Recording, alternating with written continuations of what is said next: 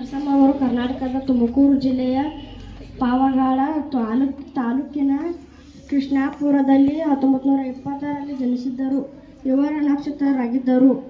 ಆದರೆ ತಮ್ಮ ಅನುಭವದಿಂದಲೇ ಹೆರಿಗೆಮ್ಮ ವಿದ್ಯೆಯನ್ನು ಕಲಿತರು. ಅವರು ತಮ್ಮ ಅಜ್ಜಿ ಮರಿಗಮ್ಮ ಅವರಿಂದ ಹೆರಿಗೆ ಮಾಡಿಸುವ ಕಲೆ ಕಲಿತರು.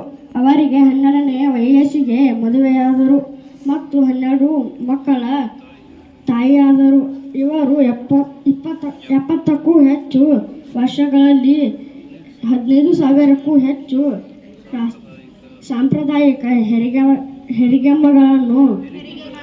ಹೆರಿಗೆಗಳನ್ನು ಉಚಿತವಾಗಿ ಮಾಡಿದ್ದಾರೆ.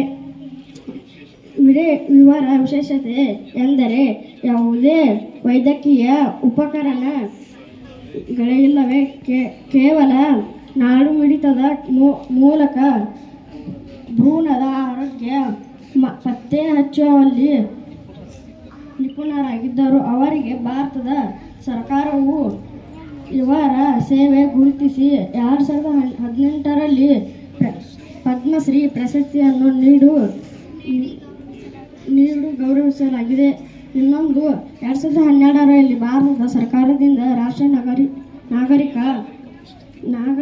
ರಾಷ್ಟ್ರೀಯ ನಾಗರಿಕ ಪ್ರಶಸ್ತಿ ಪಡೆದಿದ್ದಾರೆ ಮತ್ತು ತುಮಕೂರು ವಿಶ್ವವಿದ್ಯಾಲಯದಿಂದ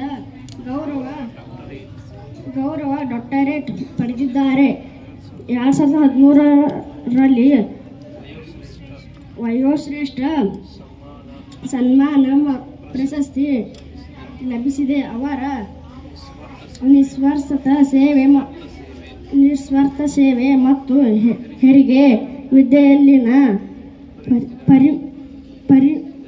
ಪರಿತಿಗಾಗಿ ಅವರ ಸೂಲಗಿತ್ತಿ ನರಸಮ್ಮ ಎಂದೇ ಜನಪ್ರಿಯರಾಗಿದ್ದರು.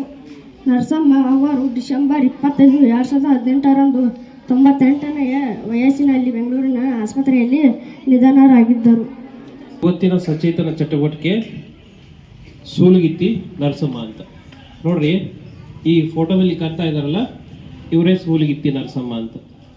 ಇವರು ಕೇವಲ 12 ವರ್ಷದವರು ಇದ್ದಾಗ ಇವರಿಗೆ ಮದುವೆ ಆಗುತ್ತೆ. ಅವಾಗ ಬಾಲ್ಯ ವಿವಾಹಗಳು ಬಹಳ ಸಹಜವಾಗಿದ್ದು, ಹಾಗಾಗಿ ಇವರಿಗೆ 12ನೇ ವಯಸ್ಸಿಗೆ ಮದುವೆ ಆಗುತ್ತೆ. ಮತ್ತು ಇವರು 12 ಮಕ್ಕಳ ತಾಯಿ ಆಗ್ತಾರೆ. ಎಷ್ಟು ಮಕ್ಕಳ ತಾಯಿ? 12 ಮಕ್ಕಳ ತಾಯಿ.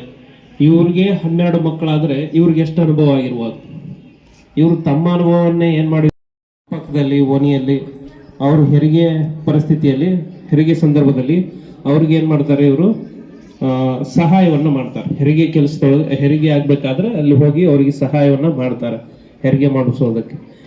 ಈ ರೀತಿ ಹೆರಿಗೆ ಮಾಡಿಸೋರಿಗೆ ಏನಂತಾರೆ ಅಂತಂದ್ರೆ ಸೂಲ್ಗಿತ್ತಿ ಅಂತ ಕರೀತಾರೆ. ಈ ಕೆಲಸವನ್ನ ಇವರು ಸುಮಾರು 15,000 ಮಕ್ಕಳನ್ನ ಇವ್ರು ಏನ್ ಮಾಡಿದ್ರು. ಆಮೇಲೆ ಮತ್ತೆ ಅದ್ರೊಳಗೆ MD ಅಂತ ಮಾಡ್ಬೇಕು.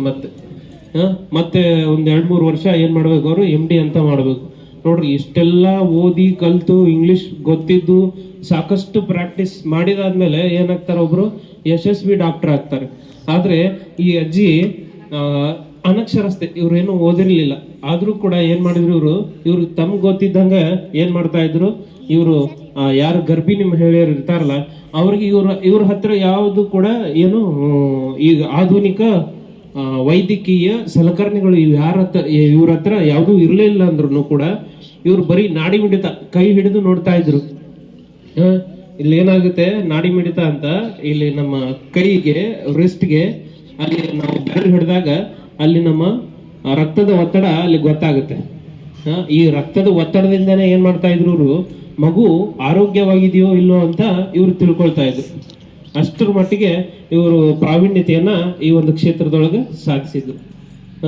ಇವರ ಈ ಒಂದು ಸೇವೆಯನ್ನ, ನಿಸ್ವಾರ್ಥ ಸೇವೆಯನ್ನ ಮೆಚ್ಚಿ ಇವ್ರಿಗೆ ಏನ್ ಮಾಡ್ತಾರೆ, ನಮ್ಮ ಭಾರತ ಸರ್ಕಾರ ಇವರಿಗೆ ಪ್ರಶಸ್ತಿಯನ್ನು ಕೊಡ್ತಾರೆ. ಇವ್ರಿಗೆ ಕೊಡ್ತಾರೆ.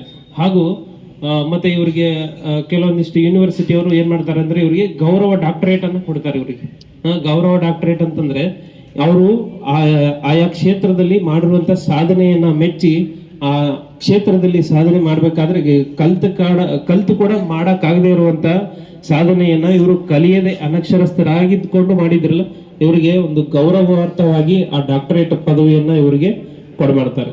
ಅದೇ ರೀತಿ ಸಾಕಷ್ಟು ಪ್ರಶಸ್ತಿಗಳನ್ನು ಕೂಡ ಇವರು ಪಡೆದಿದ್ರು. ಇವರು ತಮ್ಮ 98ನೇ ವಯಸ್ಸಿಗೆ ಇವ್ರು ಏನ್ ಮಾಡ್ತಾರೆ, ಬೆಂಗಳೂರಿನ ಒಂದು ಆಸ್ಪತ್ರೆಯಲ್ಲಿ ಇವರು ತೀರ್ಕೊಳ್ತಾರೆ. ಇಷ್ಟು ಇವ್ರ ಬಗ್ಗೆ ಒಂದು ಮಾಹಿತಿಯನ್ನ ಹಂಚ್ಕೊಳ್ಳಿಕ್ಕೆ ಸಹಾಯ ಮಾಡಿದಂತ ಈ ವೇದಿಕೆಗೆ ಧನ್ಯವಾದಗಳನ್ನು ತಿಳಿಸ್ತಾ, ಅದೇ ರೀತಿ 4ನೇ ತರಗತಿಯ ವಿದ್ಯಾರ್ಥಿಗಳು ಈ ಒಂದು ಸಚೇತನ ಚಟುವಟಿಕೆಯನ್ನ ಬಹಳ ಅಚ್ಚುಕಟ್ಟಾಗಿ ನೆರವೇರಿಸಿಕೊಟ್ಟಿದ್ದಾರೆ. ಅವ್ರಿಗೂ ಕೂಡ ಧನ್ಯವಾದಗಳು.